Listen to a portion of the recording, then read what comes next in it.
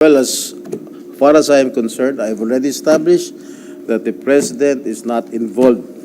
The President is not included in the drug list. And even Marisol Soriano, hindi porket kaalyado ko si Presidente, we'll just base it on facts, the truth.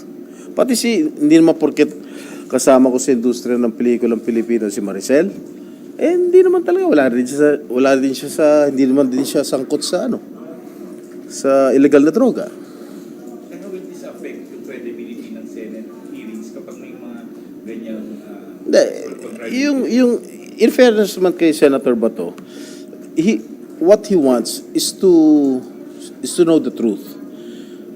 Yung buong katotohanan lang naman ang gusto niya. Wala naman siya pinapanigan with all due respect kay Senator Bato. Wala naman siya pinapanigan. Sir, parang nagagamit nga po ito sa politics kasi parang di ba sabi ni SP kahapon, pagka umattend kayo ng hearing ni Senator Risa, anti-Marcos na. Hindi, yun ang perception. Pero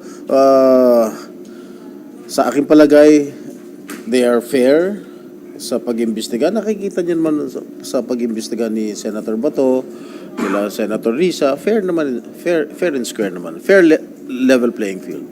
So, naniniwala kayo na not in aid of persecution? Ano? Naniniwala kayo na hindi in aid of persecution? Hindi naman.